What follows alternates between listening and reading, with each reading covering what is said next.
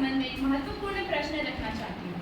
जैसे कि हम सब जानते हैं कि राजकोषीय घाटा हमारे देश की आर्थिक स्थिरता के लिए एक बड़ी चुनौती है। ऐसे में मैं जानना चाहती हूँ कि सरकार आगामी बजट में राजकोषीय घाटे को कम करने के लिए क्या कदम उठाए जा रहे हैं। इसके अलावा आर्थिक स्थिरता के लिए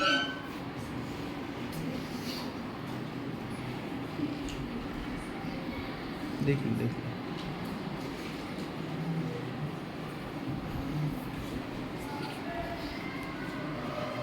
आर्थिक स्थिरता को बढ़ावा देने के लिए क्या क्या उपाय किया है। मैं ये भी पूछना चाहती हूँ, क्या माननीय मंत्री स्पष्ट करना चाहेंगे कि बीते 1 वर्ष के दौरान आटा, चावल, दूध, सब्जियां तथा गैस जैसी आवश्यक वस्तुओं की कीमतों में जो लगातार वृद्धि दर्ज की गई है, उसे नियंत्रित करने के लिए सरकार द्वारा कौन से कदम उठाए गए हैं।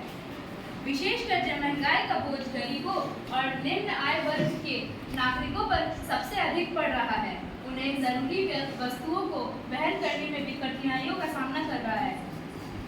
तो मैं ये जानना चाहती हूँ कि सरकार ने इस वर्ग के हित में कोई उपाय किया है।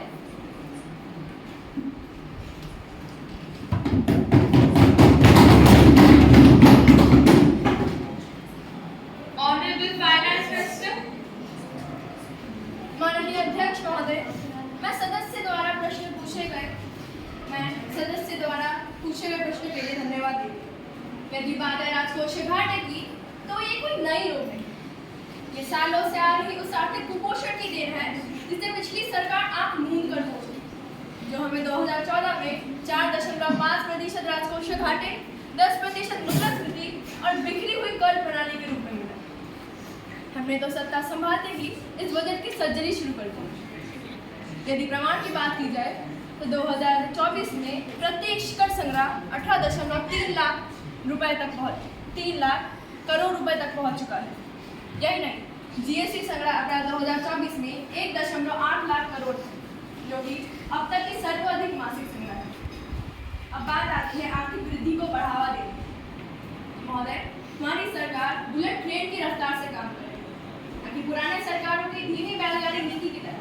ये मैं नहीं, डेटा कहता है, जहाँ पर देश की जीडीपी वृद्धि 6.3 लाख गुना 3 लाख, जहाँ पर जीडीपी वृद्धि 6.3% रोज सालाना बढ़ रही है, जो कि G20 के सारे देशों से अधिक है। यही नहीं, पीएमएवाई के तहत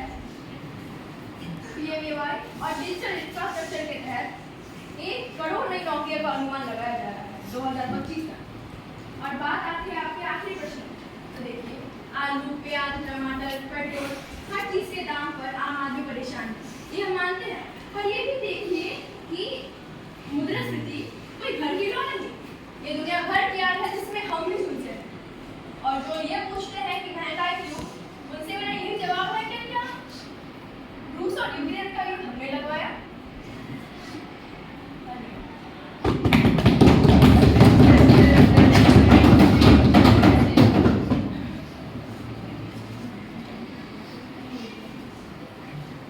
Question number 353, Ms. Shuvarna Singh. Honorable Speaker, esteemed members of the House and respected Minister of Agriculture and Farmers' Welfare, I am raising concerns about rising farmer suicides in India and the issue of delays in the settlement of claims under the Pradhan Mantri Fasal Bima Yojana.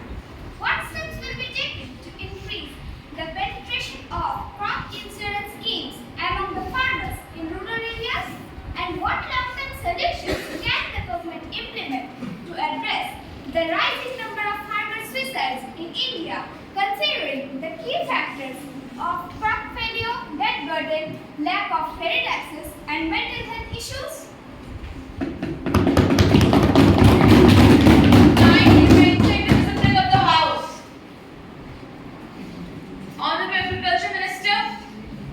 माननीय अध्यक्ष महोदय, मैं आपसे यह कहना चाहता हूं कि हमारे समय में सबसे ज़्यादा जो सुसाइडल केस आए हैं फार्मर के, वो है 5000, और यही संख्या आपके सरकार के समय में 1,36,000 थी।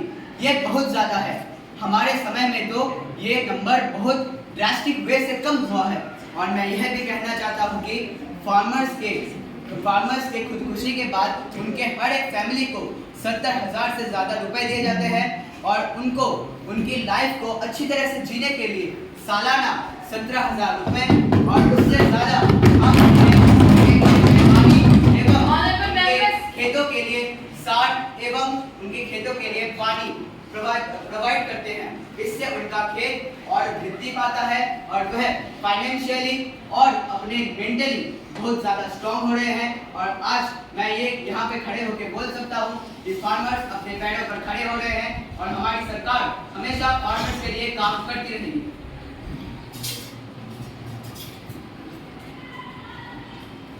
Question number 519, Mr.